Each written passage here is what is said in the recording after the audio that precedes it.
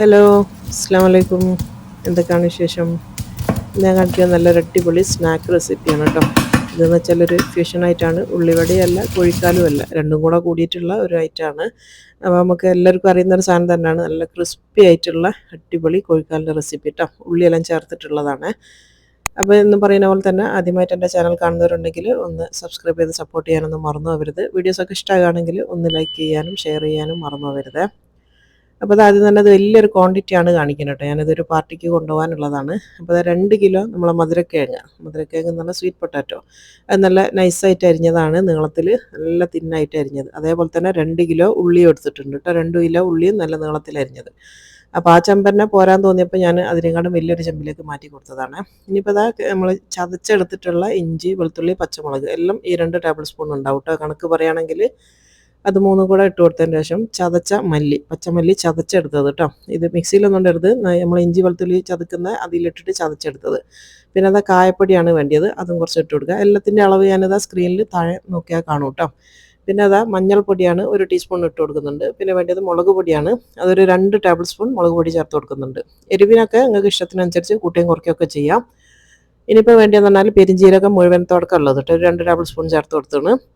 പിന്നെ വേണ്ടത് നല്ല തിളച്ച എണ്ണ കേട്ടോ, നന്നായിട്ട് ചൂടാക്കി എടുത്ത എണ്ണയാണ്. ഇതിലേക്ക് ഒഴിക്കുന്ന സമയത്ത് നിങ്ങൾക്ക് മനസ്സിലാവും, അത്രയും നന്നായിട്ട് ചൂടാക്കി എടുത്തതാണ്. എന്തിനാന്ന് വെച്ചാൽ ആ ഒരു ക്രിസ്പിനെസ് നിൽക്കാൻ വേണ്ടിയിട്ടാണ് കേട്ടോ.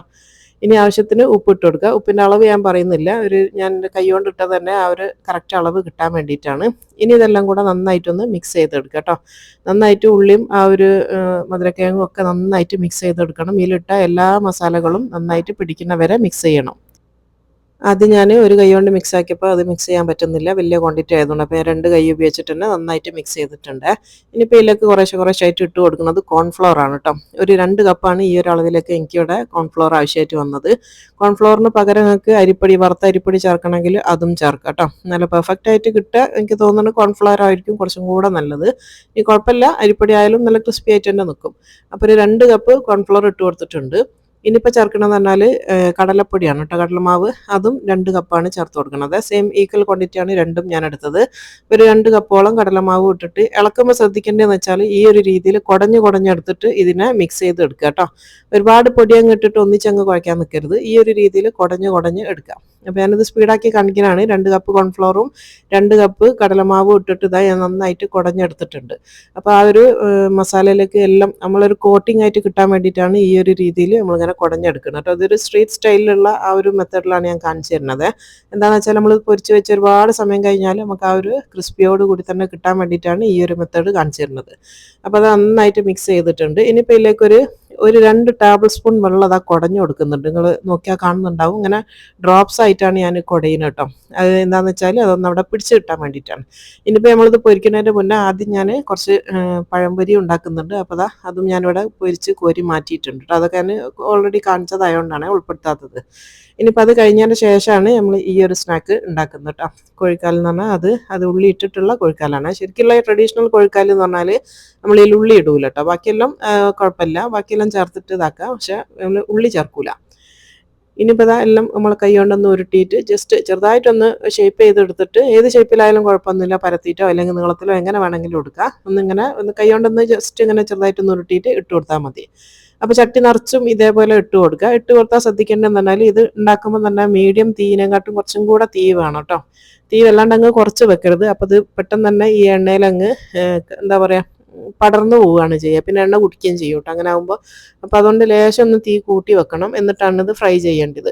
പിന്നെ ഫ്രൈ ചെയ്യുമ്പോൾ ശ്രദ്ധിക്കുക, കുറച്ച് സമയം അടിഭാഗം ഒന്ന് നന്നായിട്ട് ഒന്ന് ക്രിസ്പി ആകണ വരെ നിങ്ങൾ കയ്യിലോ അല്ലെങ്കിൽ കോരിയോ ഇട്ടിട്ട് ഇളക്കാനേ പോകരുത് കേട്ടോ. അതെങ്ങനെയാണ് നോക്കേണ്ടതെന്ന് വെച്ചാൽ ആ ഒരു കയ്യിൽ വെച്ചിട്ട് ജസ്റ്റ് ഒന്ന് ഇങ്ങനെ ഇളക്കി നോക്കുക. ഒന്ന് തൊടുന്ന സമയത്തിന് എല്ലാം കൂടെ അങ്ങ് തിരിഞ്ഞ് വരും. അങ്ങനെ ആയിക്കഴിഞ്ഞാലാണ് റെഡി ആയി എന്നുള്ളത് മനസ്സിലാവുക കേട്ടോ, തിരിച്ചിടാനുള്ള സമയമായി എന്നുള്ളത്.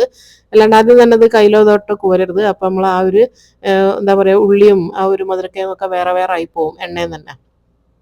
അപ്പോൾ അതുകൊണ്ട് ശ്രദ്ധിച്ചിട്ട് ഒരു ഭാഗം നന്നായിട്ട് ആയി കഴിഞ്ഞാൽ മാത്രം തിരിച്ചിട്ട് കൊടുക്കുക. അപ്പോഴാണ് നമുക്ക് ആ ഇട്ട അതേ ഷേപ്പിൽ തന്നെ ഈ ഒരു സ്നാക്ക് നമുക്ക് കിട്ടുകയുള്ളൂ. നല്ല ക്രിസ്പി ആയിട്ട് തന്നെ കിട്ടുകയും ചെയ്യും. ഇപ്പോൾ അത് ഓരോന്നോരോന്നായിട്ട് തിരിച്ചിട്ട് കൊടുക്കുക. തിരിച്ചിട്ട് കഴിഞ്ഞാലും അടിഭാഗം ഒന്ന് വേവണ വരെ കാത്ത് നിൽക്കണം കേട്ടോ. കുറച്ചൊരു തീ വേണം, എന്നാലും കുറച്ച് സമയം എടുക്കുന്നത് വേവാൻ വേണ്ടിയിട്ട്. കാരണം എന്താണെന്ന് വെച്ചാൽ നമ്മൾ ആ ഒരു മധുരക്കിഴങ്ങൊക്കെ പച്ചലല്ലേ ചേർത്തത്, അപ്പോൾ ലേശം ഒരു സമയം കൊടുക്കണം. ഇപ്പോൾ അത് 2 ഭാഗവും നന്നായിട്ട് ഞാൻ മൊരിയിച്ചെടുത്തിട്ടുണ്ട്. ഇത് നമുക്ക് എണ്ണയിൽ നിന്ന് കോരിയെടുക്കാം കേട്ടോ. ഇതിലൊരു തുള്ളി പോലും എണ്ണ കുടിക്കുക ഒന്നും ചെയ്യൂല. എന്നാൽ നിങ്ങൾ 2 ദിവസം വെച്ചാലും ഇത് ഈ ഒരു ക്രിസ്പി ആയിട്ട് തന്നെ നിൽക്കുകയും ചെയ്യും കേട്ടോ. അതാണ് ഈ ഒരു ഇത് കാണിച്ചു തന്നത്. ഇത് നമ്മളെ സ്ട്രീറ്റിലൊക്കെ ഉണ്ടാക്കുന്ന ആ ഒരു സ്റ്റൈലാണ്. അടിപൊളി സ്നാക്കാണ്. വെജ് സ്നാക്ക് കാണിക്കണമെന്ന് കുറച്ച് ദിവസം മുന്നേ ആരോ ഒന്ന് പറഞ്ഞിരുന്നു കേട്ടോ. ആളെ പേരിൻ്റെ അടുത്ത് മറന്നുപോയി. ഒരു ഇത് കാണുന്നുണ്ടെങ്കിൽ ഒന്ന് മെൻഷൻ ചെയ്യണേ. അപ്പോൾ അതാ എല്ലാം ഞാനിവിടെ പൊരിച്ച് വെച്ചിട്ടുണ്ട്. ഈ ഒരു അളവിൽ എന്ന് പറഞ്ഞാൽ ഞാനിപ്പം 100 പഴംപൊരിയും 100 ഈ ഒരു കോഴിക്കാൽ നിന്നുള്ള സ്നാക്കുമാണ് ഉണ്ടാക്കി കേട്ടോ. ഈ ഒരു അളവിൽ 2 കിലോ മധുരക്കിഴങ്ങും 2 കിലോ ഉള്ളിയും. നല്ല ക്രിസ്പിയാണ്, നല്ല അടിപൊളിയാണ് കേട്ടോ. ഇതിൻ്റെ ശബ്ദങ്ങൾ കേൾക്കുന്നുണ്ടാവുമായിരിക്കും. ഞാൻ പിന്നെ മൈക്കൊന്നും വെച്ചിട്ട് ശബ്ദം എടുത്തിട്ടില്ല. ജസ്റ്റ് ഒന്ന് പെട്ടെന്ന് എടുത്തൊരു വീഡിയോ ആയിരുന്നു. അപ്പോൾ എന്തായാലും ഉണ്ടാക്കി നോക്കുക, ഇഷ്ടമാവും. നല്ല അടിപൊളി സ്നാക്കാണ് കേട്ടോ. അപ്പോൾ ഇൻഷാ അല്ലാഹ് തന്നെ അടുത്ത നല്ലൊരു വെറൈറ്റി റെസിപ്പി ആയിട്ട് കാണുന്നത് വരെ അസ്സലാമു അലൈക്കും.